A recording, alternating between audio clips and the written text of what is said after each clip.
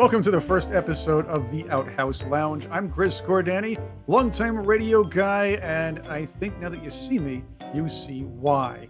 I'm here though, and this is our first installment of the program, and I'm very happy we have our first guest. We're going to be talking to an array of guests on a variety of topics, but our first one is a very talented person, somebody I've interviewed several times before in different venues. We're going to have a lot of fun with her this time. Cherie Currie, welcome to the Outhouse Lounge. Oh, Chris, I'm such a huge fan of yours, as you know. Mwah, mwah, mwah. So, what an honor. Your very first show to pick me. Thank you. Just so great. I can't thank you enough. I'm honored to be here, and and I'm not looking at the camera. I'm looking at your face. So I'm sorry about that. No, I'm not. I can mute the mic, but I can't mute the camera. I could probably put my hand in front of the thing, make it a little easier on the people listening or watching. Don't do that. No, I adore you, and you're so great, Chris. Thanks for having me. It's a real honor to be your first guest. Cherie, I'm very happy to have you here. And for those of you who obviously know, I'm a big fan of Cherie Currie's as well. And as you may know her from the Runaways, one of the great rock bands of the 1970s, one of the first all-female hard rock bands. And that's at a time where women really couldn't rock. We'll talk about that a little bit later on. Also, an actress, a singer. I said that before. I did say singer, an author. Yes. And get this, a chainsaw artist. If you haven't seen it, I believe it's, I knew I should have asked you before the show. It's chainsawchick.com or something like that. Or what was Correct. I got it. CHICK.com. Right. But Exactly. It's such an old site. And it got to the point where I couldn't update that site. So a friend of mine, God rest his soul, now he's gone, but he put a little tiny camera, new feature camera under the main picture. I'm standing next to this 8-foot woman that's praying in a sarong that I did that I'm so proud of. And if you hit on that camera, it'll take you to just albums of my new work. It's just a vast, the other site before you do that's vast and old, but this is just my newest stuff. And that's amazing because I love chainsaws. I like chopping trees down, but as far as art, I can't even draw with a pencil as well. So imagine trying to control a chainsaw and moving that thing around. How did you learn that? It was a fluke, Chris. I had been doing relief carving, which was also kind of something that took me by surprise. I had painted a steer skull, like a 3-dimensional paint, because I went from being a sketch artist to a painter. And the crazy part is that I was working as a counselor for drug addicted teens at the way back in the 90s. And while I was sitting in class with them, I decided to start drawing, and I went to Price Stern and Sloan to as an artist, and my manager then was with me, and the president turned around and said, "Well, how long have you been drawing?" I said, "Well, about a year." And he says, "How is that possible?" And I said, "Well," I told him the story about the Runaways and about how I was so young and I got into drugs. And he goes, "We've been looking for our first young adult book, and this is it." So I walked in as a potential illustrator for Price Stern and Sloan and walked out with a book deal, which turned into the movie, The Runaways. And so anyway, same kind of thing. I was a sketch artist. I went to painting, and I had painted a steer skull on an oak tabletop that I pulled out of somebody's trash. And I was looking, and I just wanted to carve that out. So I went and got a Dremel and a round tabletop made of pine from Home Depot. Did a sketch of like with a teepee, and I was very much into Southwest stuff. And I carved it with a Dremel, and I was very scared of that Dremel. And I stained and painted it, and people just started going crazy. So I started making them. And then I happened to be going, to the beach one day and passed some guys chainsaw carving at the side of the road. And even though we didn't stop, I was on the back of a motorcycle. this voice just I couldn't get it out of my head. This voice every morning that I got up said, "You have to go back." And I was thinking, "Why?" And then every night I went to bed, every morning I got up. After a couple of weeks of this, I thought, "Okay, already, I'll go." And I walked into this gallery, the I think it was called the Pine Mountain Club Gallery. No, not the Pine, but anyway, it was a Malibu Mountain Gallery. And I walked in and I saw these amazing carvings. I mean, they weren't like what you would expect, the lumberjack type of like really squared off bears and stuff. There were mermaids and dolphins and seals and a gorilla and tikis. And this voice just said, "You can do this." And it shocked me because I was like, "Okay, all right." And it was so I talked to the owner, and he looked at some of my relief carvings, and he said, "Sure." He took me on. Now you can't really I could teach you to carve something, Chris. Uh I Standing there don't and think I it's could show you. Well, I could show you the concept of it. But the thing is that what they really taught me was how to not kill myself with that saw, and for that I am eternally grateful. But I immediately started winning awards, and that was in 2001, and I started competing in 2005, and been carving ever since. So what's that, 22 years now? that's it's interesting because when I was a Boy Scout, we used to learn how to whittle. Okay, I was a Boy Scout when I was younger. We'd learn how to whittle. No comparison to what you do. And that whole not killing yourself thing, though, that's important. Oh, We were taught that. And anytime we held the knife or some kind of well, saw or blade the wrong way, we'd have this corner cut off of a card. We have to relearn it if we got four corners cut off. So I'm sure all the former Boy Scouts know about that stuff. And I'll tell you. really, I mean, don't kill yourself. I tip my hat to you because I could never whittle with a knife. I have a big What? fear. I have a huge fear of knives, and I mean, I've had one injury on my hand, carving, but that wasn't from the saw. That was from using a grinder or a sander that caught an edge, and I still have the nice long scar here. But I'll tell you, I have a real phobia about hands. And I mean, honest to God, if you were in an accident, I'm always the first one to run to help. I can handle even legs being amputated. I can handle that. It's hands, injuries to hands that really get me. Isn't that something bizarre? Considering the fact that you're a chainsaw sculptor, you need those hands to operate those things. So I guess I can understand the phobia. I Oh, don't like injuring anything. I never like needles. I've had eye operations where my eye's been taken out and things like that, but I'm scared of needles. uh, People I've talk given about, myself B12 shots all the time. Needles don't bother me at oh, I can't stand those things. Ouch. I don't know what it is. It's just they're sharp and they hurt. That's all I can tell you. Um, all. I you did mention the movie. You mentioned the Runaways movie just a short while ago, so I had to stick this in there. What do you think of the way Dakota Fanning played you? How was she?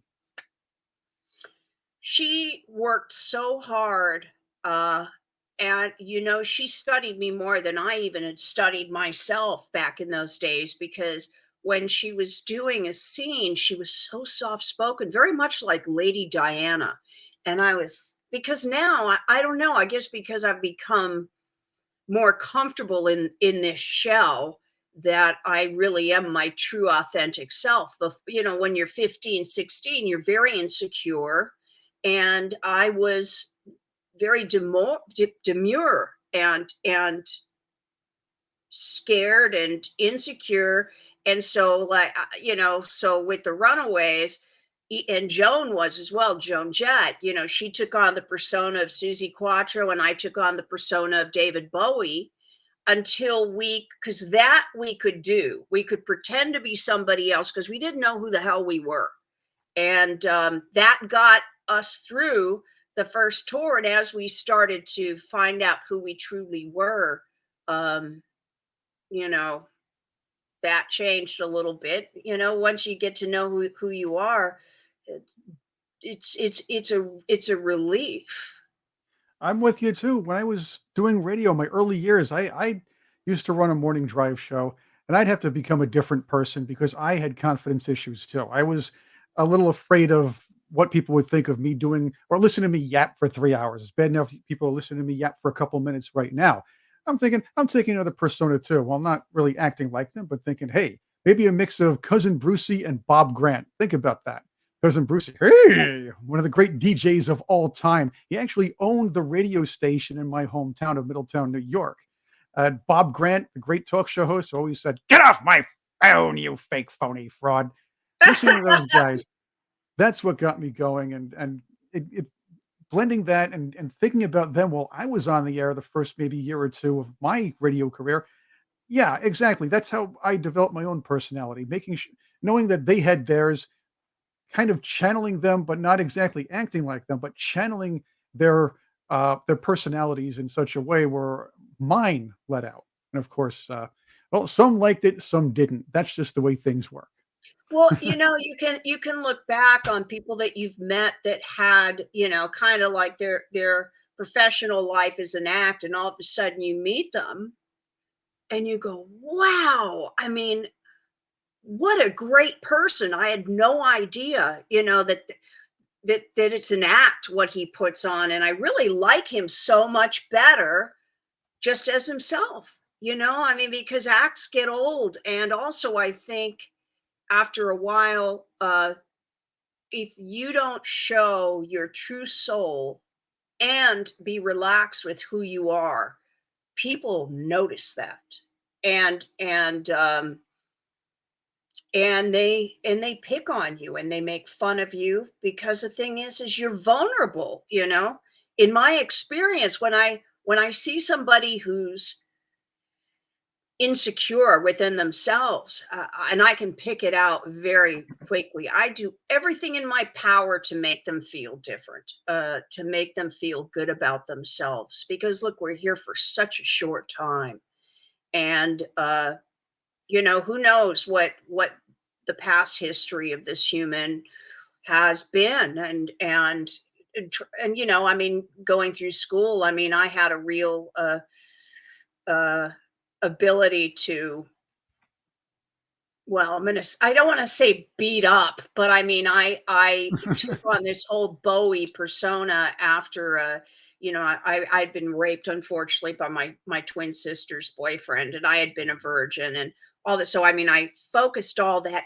anger and became, cut my hair off and put a lightning bolt across my face and went to school that way. And all I wanted to do was hurt anyone that hurt, like the kid with the glasses. They throw them in the trash can or something. And I tell you right now, the fury and the rage in me for these punks and these bullies, and it's still to this day. Now I can see that it's their insecurities that made them act that way, and that really, honestly, good people don't do that. And a lot of them have reached out to me even now. I mean, gosh, I just turned 63, so we're talking about, me being 14, 15, and they're ashamed of the way they acted later on in life. They finally realize, They wow, what don't they don't know a back past. then. Yeah, exactly. Right. But you still protect today, and this is why we have you on. I I had the pleasure when I was doing early radio of bringing on local musicians and trying to highlight them, up and comers, if you will. And some of them turned out to have nice careers. Others enjoyed what they were doing as a hobby.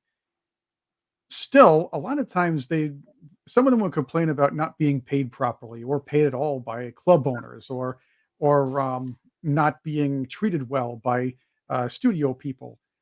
Over the years, I've looked at music history and found a lot of great musicians were ripped off by the industry. We talked about, well, we know about Motown and what happened over there. Um, we also know about what happened with a lot of these young artists from the 50s. That never stopped through the decades. Today, you protect up and comers and you protect musicians. You try to help them out. And there are fancy new ways of ripping off musicians nowadays, aren't there? Well, all I do know is that I've had a pet peeve for over 30 years with this pay to play that Oh, pay to I play. literally watched the most magical, the Sunset Strip, the Whiskey A Go Go, the Roxy, uh, places that used to have so much magic just turn into cesspools because what they did is they got lazy and they got greedy. And this pay to play for them was, oh, well, we'll just force these kids that just want to be seen. There's no talent scouts anymore. They don't audition these kids. They nowadays, because we didn't have that kind of technical thing, support like you would have, or be able to make a video, things like of that nature so easily. Way back in the day, they used to have them come and set up and play it, whether it be the Whiskey or the Roxy, if they had heard good things about them. Well, the thing is that they decided on their slow nights that they would have these kids sell tickets, their own tickets, like let's say 30. And if they didn't make that quota, they got nothing. Okay. And these, No, I wait, can't, wait. I want to stop. Nothing, because I remember nothing. when I was younger, even on a slow day, the local bands would charge at the gate, or at least the owner would charge, and there'd be a split there. Sometimes a take of the bar, but even on a slow night, the musicians would still get some kind of share.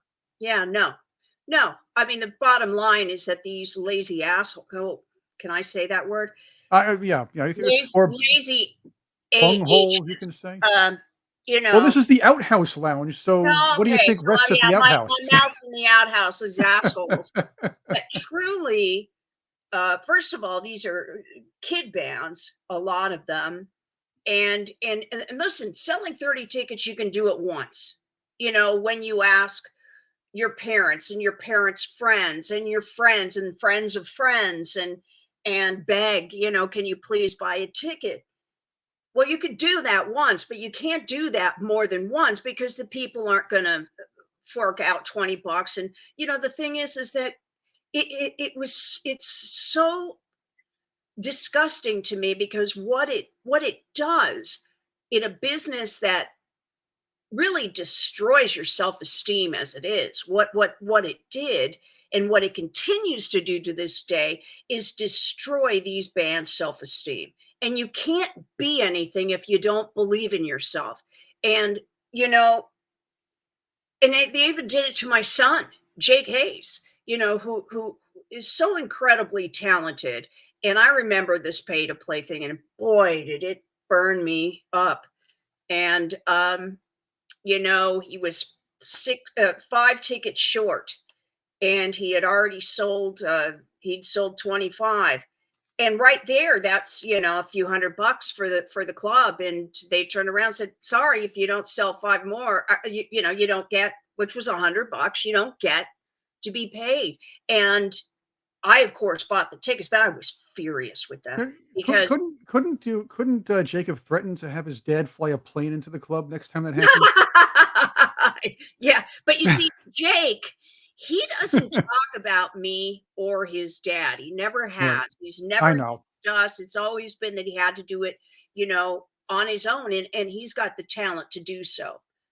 He truly does. He's exceptional. In fact, he's just been hired by Billy Vera to produce a couple of songs on his record, and also another band as well. He's constantly producing amazing music, and he produced Reverie for me, which was the last album that Kim Fowley worked on before he passed away. But the thing is that it's it's what it leaves you with when you can't sell those tickets, and how bad you feel about yourself, and you're supposed to get up there and play for free, and you feel that big. And you know what? I so what I'm doing now, instead, because and it's that same voice that told me about the chainsaw. I went to I was invited to Glenn Sobel's birthday party just about a month and a half ago, and it was at a club called the Maui Sugar Mill. in Tarzana, which is very close to me. And that voice just right then just started saying, "This is the club. You need to go to this club. You need to see this club." And I kind of looked online. I went, "Ooh, I don't think so." But when I walked in, I went, "This place is magical." And the owners were fantastic. And they do a lot of great work for the community, and a lot of big bands, I mean, have come and played, and there you see them there all the time. And so I performed a couple of songs with Glenn, and I met the owners, and then I set up a meeting, and I told them what my intention is, and that is to find a few clubs that will allow me, where they get nothing. They get the bar, of course, but the kids get the entire door, or whatever band is playing, or bands, and it's got to be bands. They get it all. 100% of the door, regardless of tickets, regardless of anything. But the thing is that I want them treated with respect and admiration, because this is one of the toughest businesses you can be in. And for them to have the guts, and for them to have the heart, and to be born to want to do this, to do music in this business, which is just so cutthroat and ugly. uh, I need to do something about it. And I've already set it in motion. I've got, besides the Maui Sugar Mill, I've also got a great club in Simi Valley that's interested.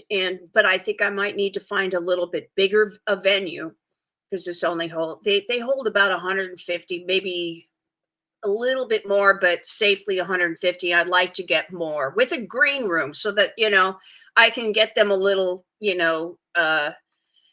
food, and make them feel great. And then in the end of that night, not only are they going to play better, they are going to be plus I'm going to give them a ton of publicity. I'm going to get Rodney Bingenheimer involved in all. And but the main thing for me to do is I am going to hire and come out of pocket my public relations guy, because I want to shame these clubs that have continued to survive on the backs of these kids, that literally, I swear to God, Chris, I can't even imagine the talent that we've lost, because they gave up, because they weren't treated right.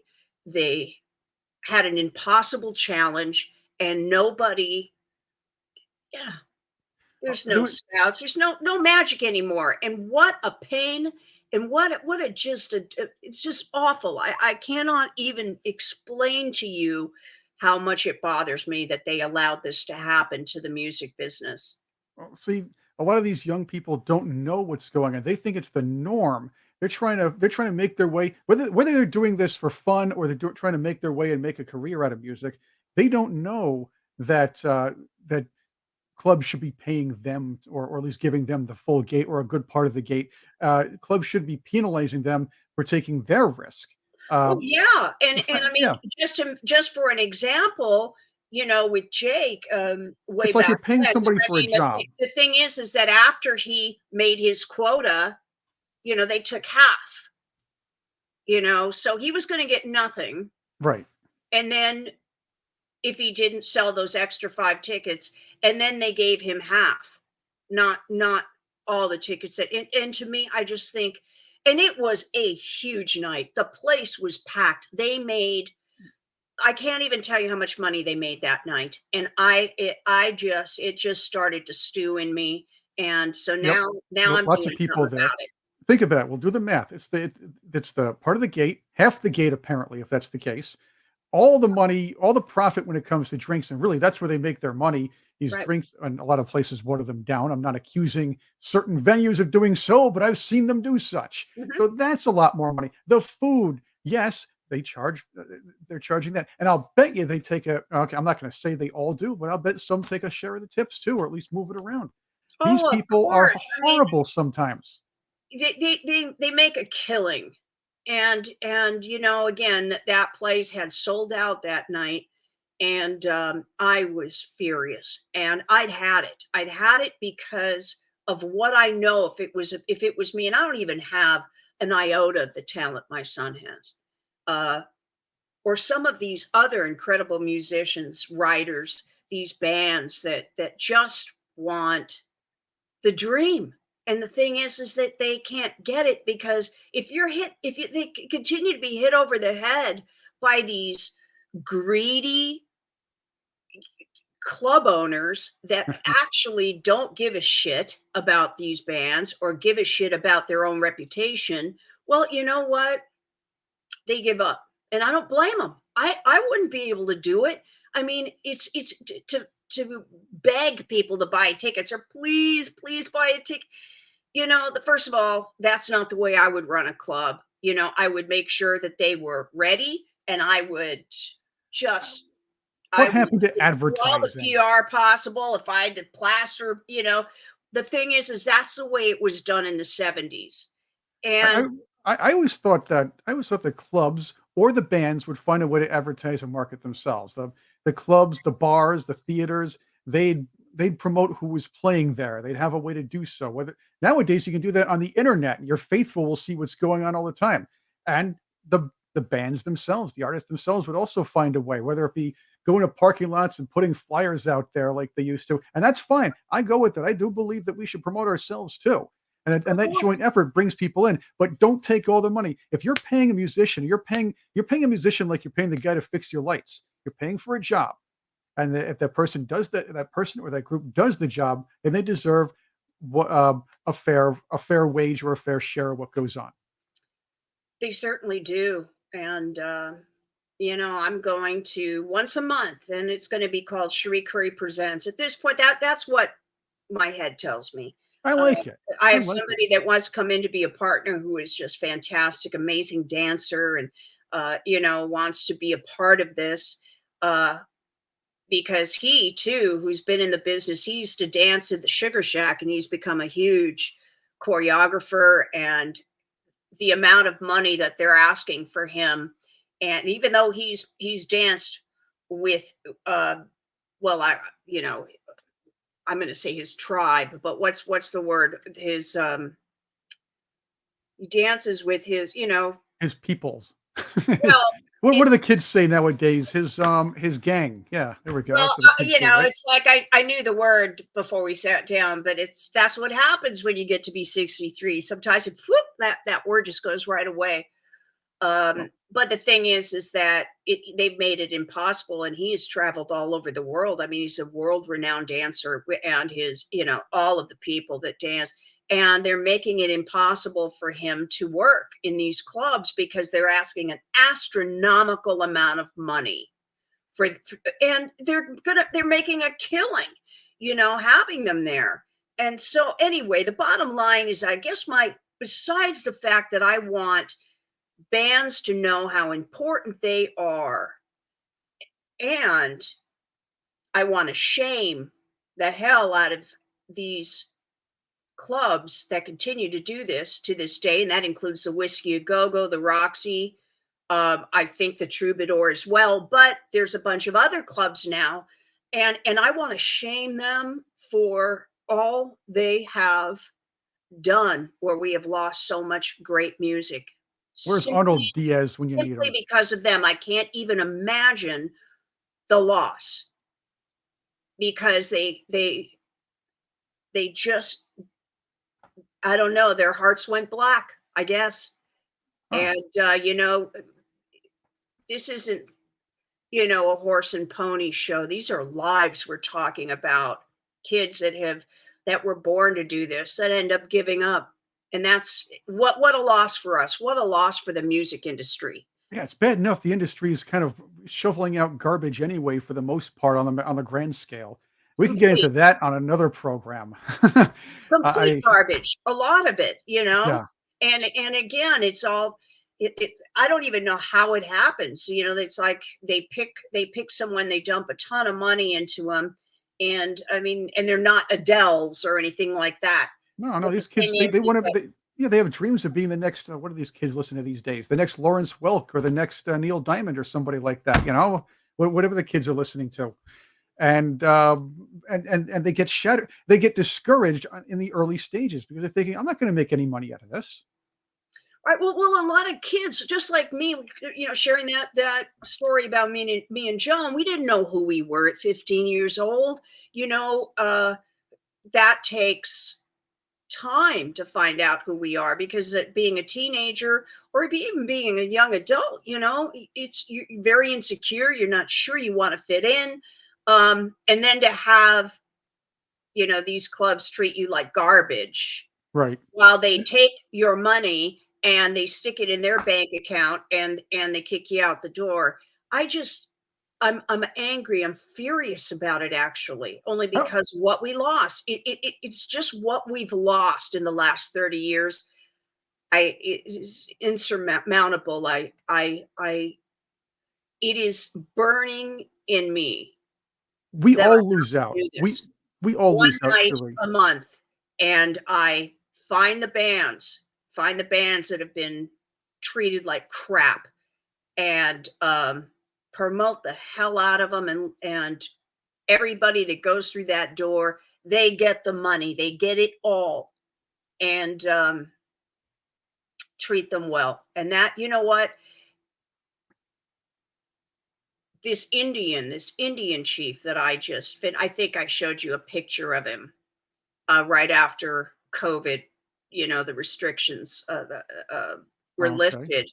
I didn't want to do this Indian. I mean, I'd gotten him. It's my very first man, gotten him to the shoulders. And I just did not believe I could do it. Now, this is a 6 foot piece. And this man had waited for 2 years. And I called him and I just said, I have to give you your deposit back. I just can't do this. And he said, "Well, Cherie," he goes, "I'm very disappointed and I'll give you the money back."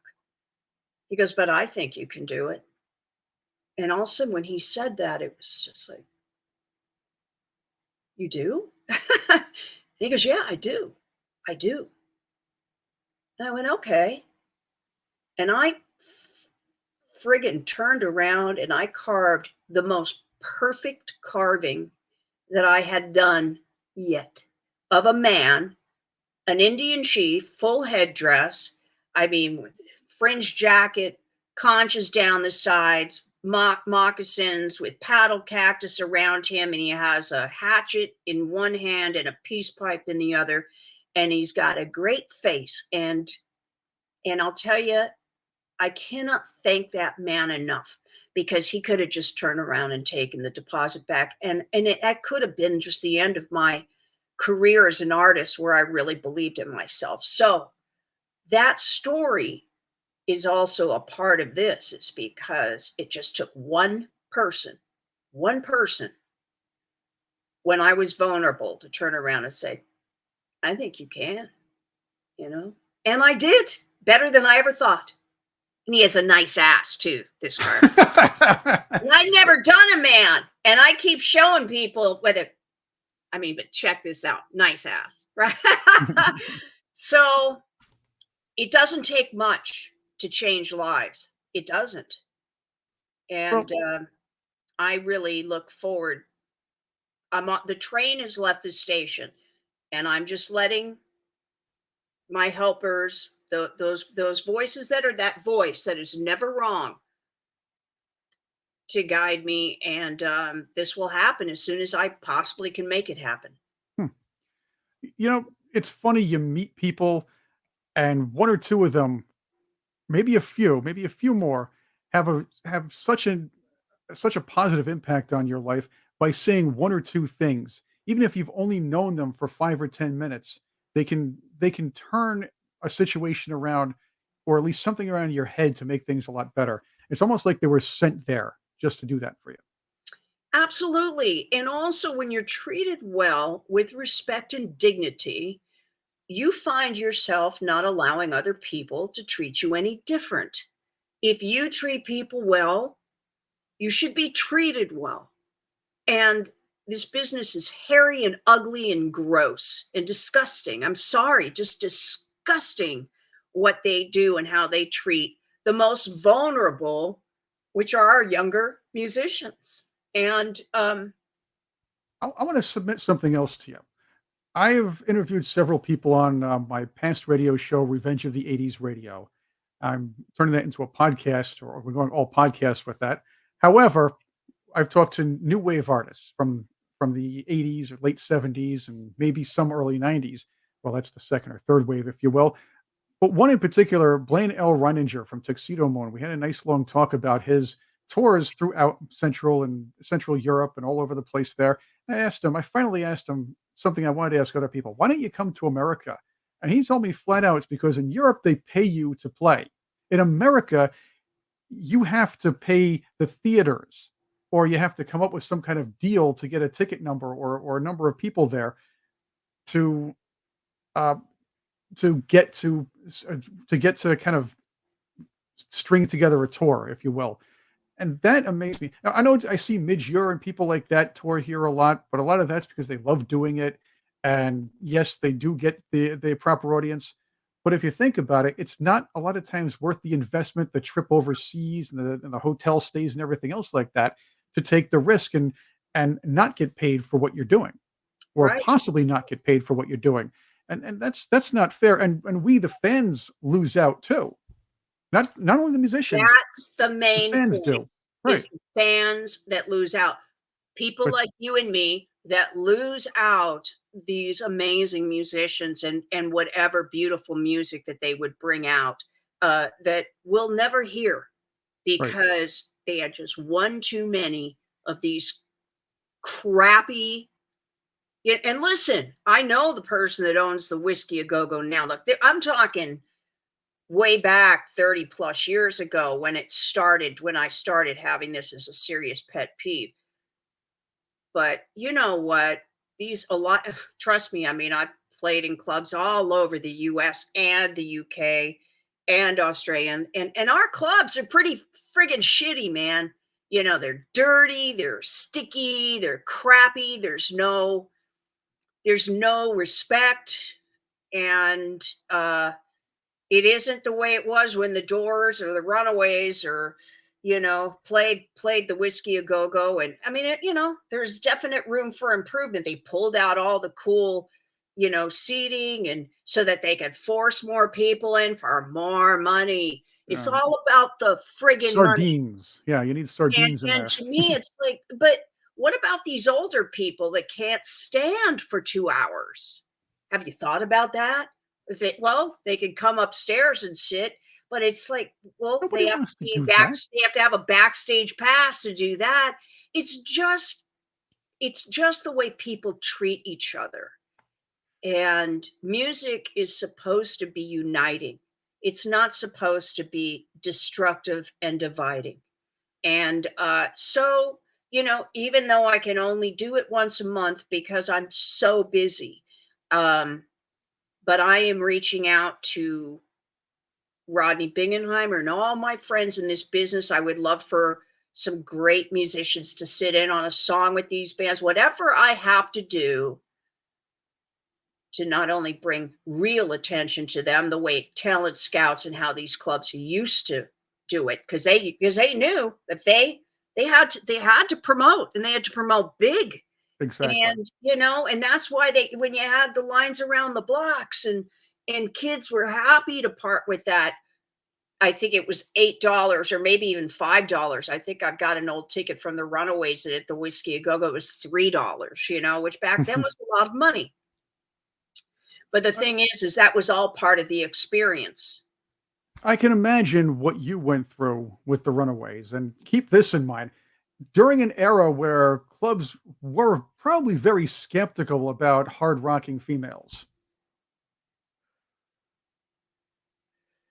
Well, there was no other female band out there. I mean, there was Susie Quattro. Uh, Heart really hadn't happened yet. There was Susie Quattro, and she was a huge influence for the Runaways. Joan Jett Absolutely. actually pretended to be Susie. I think she stayed as Susie for a lot longer than she wants to admit. Who can blame Uh, her? and Susie's I'll cool. always have a little bit of Bowie in me because, he was the reason why I wanted to get into this crazy business. But they didn't treat us very well. but yet there were some like, Tom Petty and the Heartbreakers and Cheap Trick were just, and, Randy California, fantastic man, rest in peace. Some really and the guys from Bread, the band Bread, Fred. they were My they first were boss, touring with, their opening band was Jelly. my my first boss, Frank Truett, the owner of WTBQ, my first radio station, loved Dan Fogelberg. Inexplicably, he just loved Dan Fogelberg. So Um, so every hour we'd hear something from Brett. At least that's what it seemed like. But the guy loved Brett and the Dan Fogelberg music. Couldn't blame him. The guy had a great voice. So of course, I loved him, and England Dan and John Ford Coley. I mean, they were just, and John is a dear friend of mine now. And I was ill when he was out here last time. He wanted me to sing with him, and that was a dream come true. And unfortunately, I lost my voice. I couldn't oh, do it. that's bad luck. That is truly bad luck. But I just spoke to him the other day, and we're gonna do it. We're gonna do it because I just think, yeah, and people that grew up knowing what this business used to be. Of course, there still was a lot of ripping off by the record companies, management, producers, booking agents. But the people like myself who were so lucky to come in on the very tail end uh, of when it was total magic, that never needed to pay to play. But I think had the Runaways come 10 years later, who knows? I don't know. But yet, the Go-Go's, they pay homage to us all the time. We were there at the right time, even though we didn't last. The band is still very much in the press, and people keep us alive, and I'm so grateful for that. The music was good, and it didn't hurt that one of your bandmates was on Jeopardy. So that was good. I'm I'm a Jeopardy fan, so Whatever. I also like when Bruce Well, Rodewalt I was on just saw too, the other vote for night his they Beatles. had, Cherie Currie and Joan That's Jett right. doing a I was gonna. legendary. That's right. I missed that Jeopardy, and my friend calls me up. My friend Rhonda calls me up, and she says, "Hey," um, she said, "I can't believe it. Cherie Currie was Question a in Jeopardy. Yeah, question I'm Jeopardy, so and you're happy. having her on the show." So I figured I'd tell you, and I forgot to tell you. And I'm glad you reminded me. Oh, it's okay. A lot of friends sent me, screen like videos of it, and it was very fun because the guy was like, "The Runaways," and that means a lot. And you know what? With Guardians of the Galaxy, the Runaways movie didn't do very well, and I'm very, very sad about that. But Guardians of the Galaxy used Cherry Bomb for one of the most important scenes in the film when they're getting ready to go to battle, and they extended that song, I don't know, to 5 minutes. And it just brought this whole new generation of kids, I mean, young teenagers, kids. And I'm so grateful to them for that.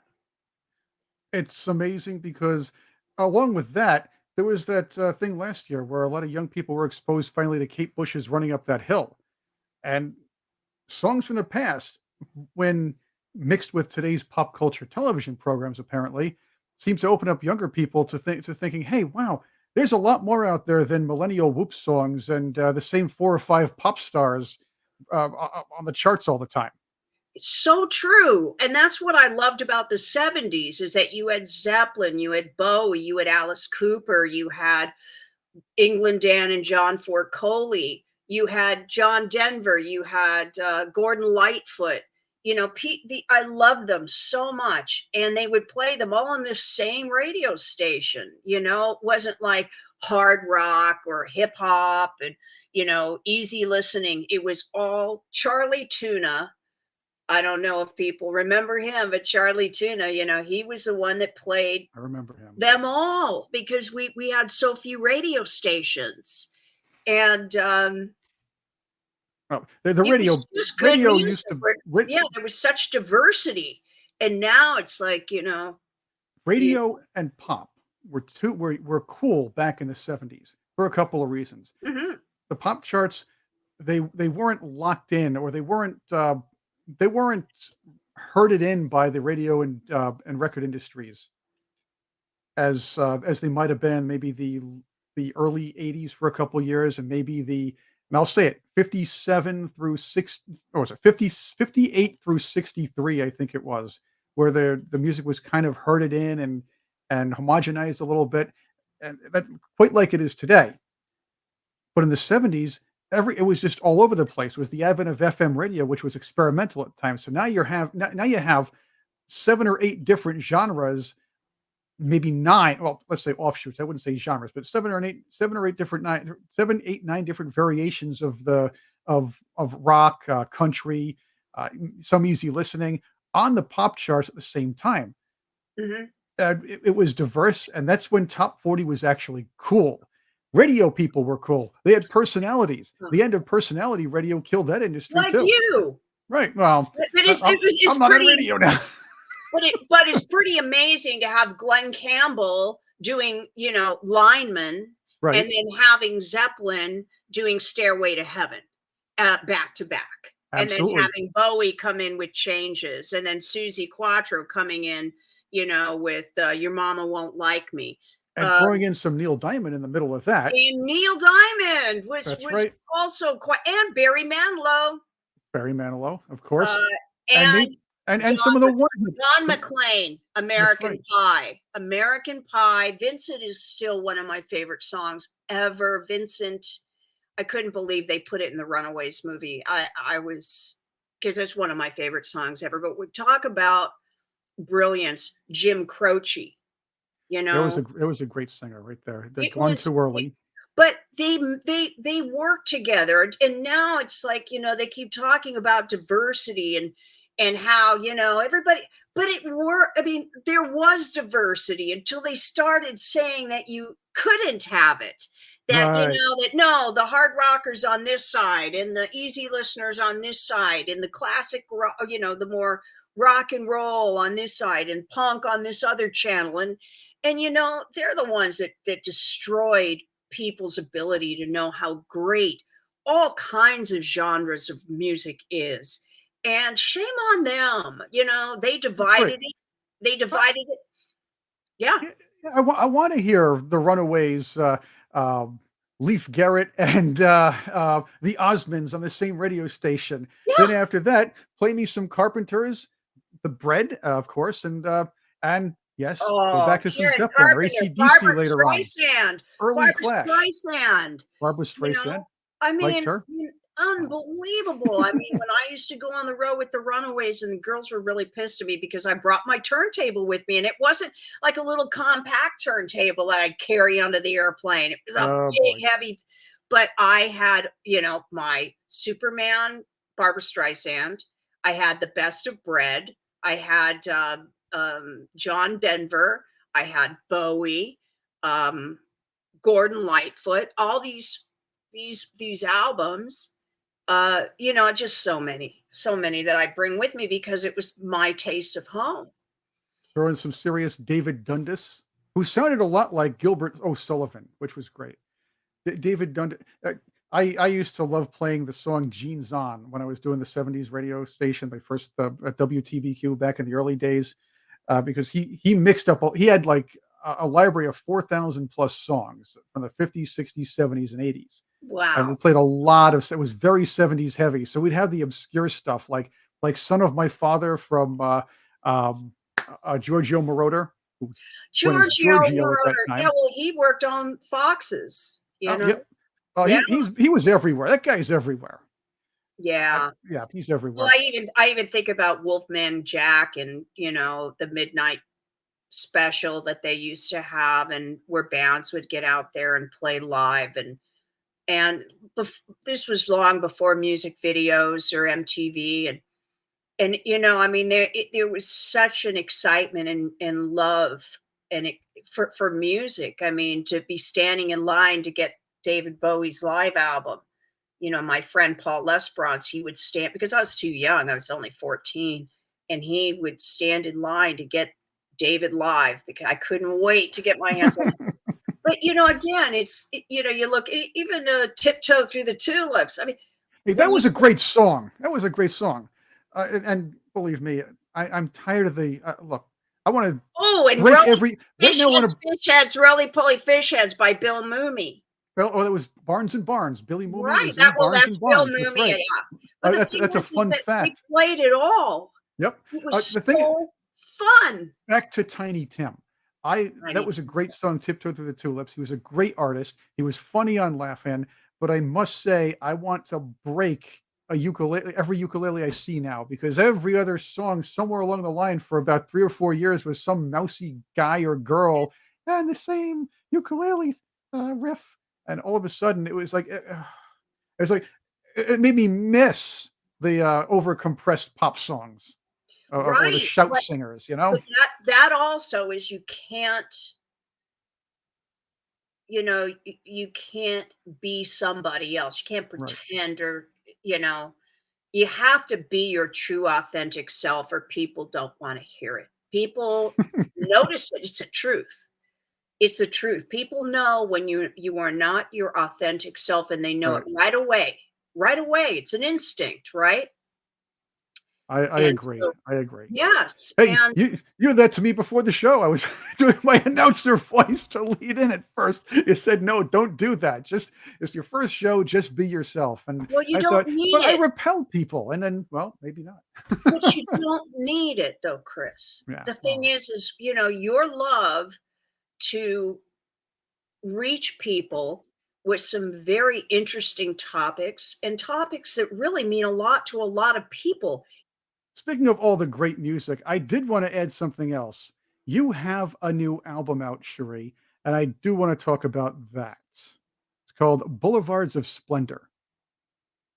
Thank you. Yeah, that record, produced by Matt Sorum, is the best, far better than anything I'd ever thought I could possibly be graced with Slash and Duff guest on it. I recorded one of Slash's songs, and Billy Corgan from the Smashing Pumpkins. He wrote a duet for us. The Veronicas from uh, Australia, amazing singers, twin sisters.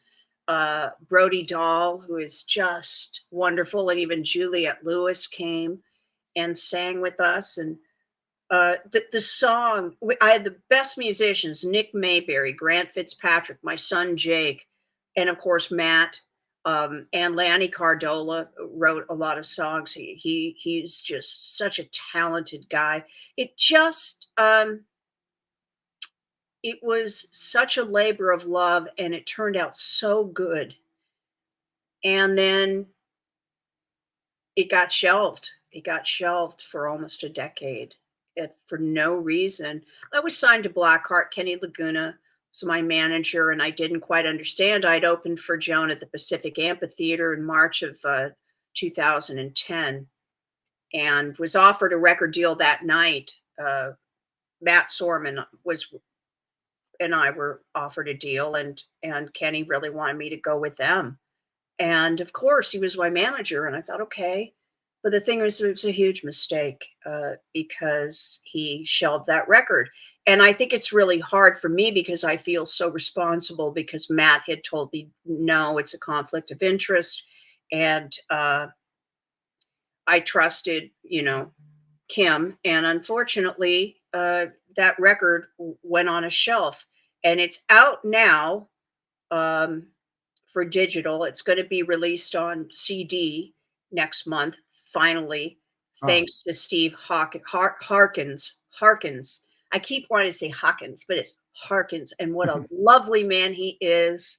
And he is resurrecting this album in CD form for me because I was told by Kenny Laguna that, if you don't have a CD, you can't tour. But I'd taken my band out after our management agreement was over with, and I made sure I watched that calendar for when that management agreement was done. And I called them and I said, we're finished. And I was so upset because with the movie and me opening for Joan was such a huge success.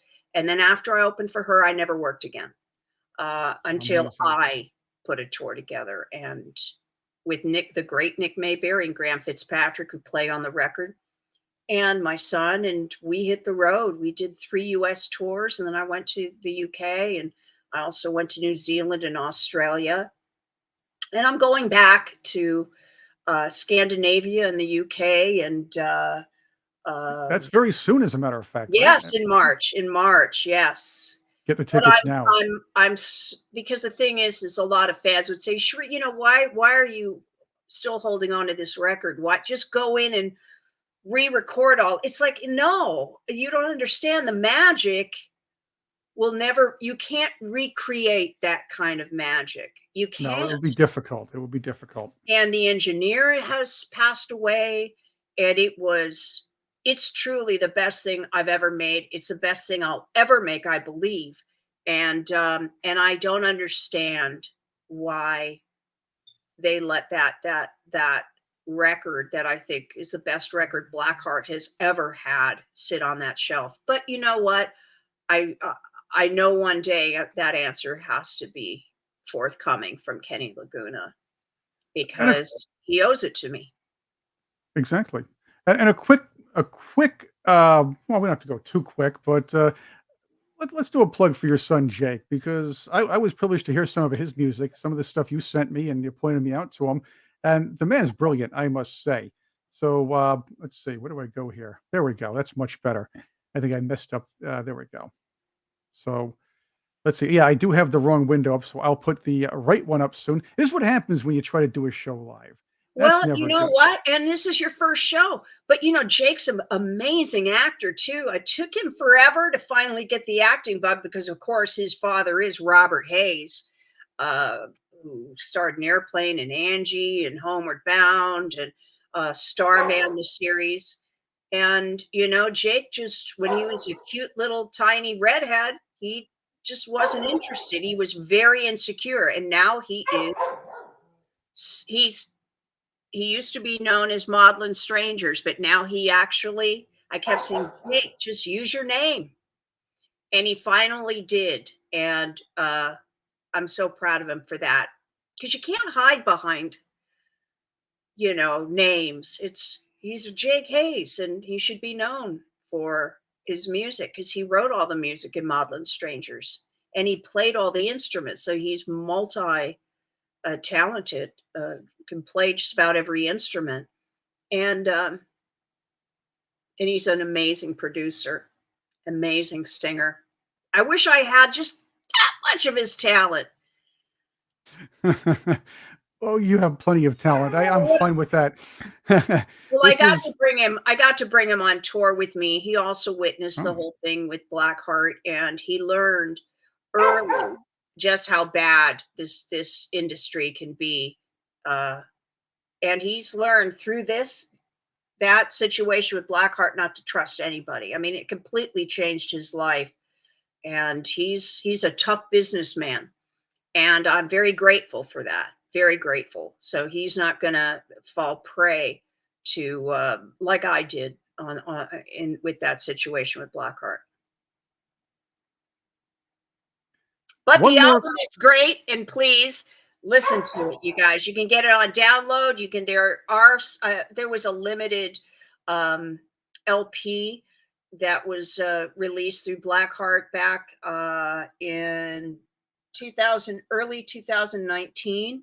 And then they released the digital download of the record during the pandemic, when Joan wasn't doing anything. So they thought, well, I guess we'll just release Boulevards via download 10 years later. And and now I get my CD thanks to Steve Harkins. And I'm very happy. I just want answers. And I won't stop until I get them, of why. You You know, deserve the answers, I Cherie, and do. I yeah, do, because I absolutely do. exactly.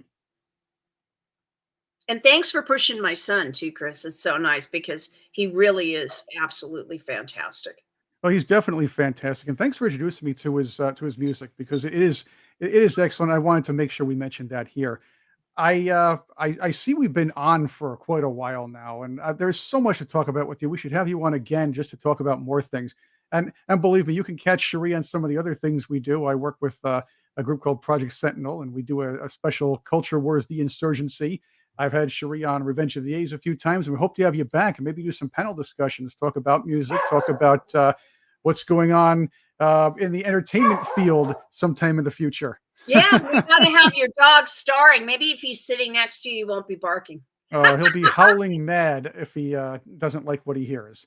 That's all I can tell you. Well, Chris, thank you so very much. It was such an honor to be your first guest, and I adore you, and I just think you rock.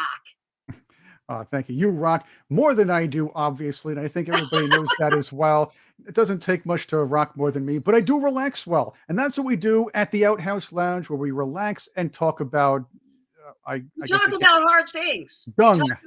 We talk about what's real, what's really Yeah. happening behind the scenes, and we talk about important things about people and music, and I mean this time around, and what we can do to change it. And we really should, every single one of us, if that voice tells you you can do it, you absolutely can. And don't doubt that voice. That I don't voice. know. I was told never to listen to that voice anymore after what happened, but I can get into that at another show too. All right, Chris. Thanks for having me. Thank you. Thank you for being with us on the Outhouse Lounge. I'm Chris Cordani. Check us out on our website, outhouselounge.com.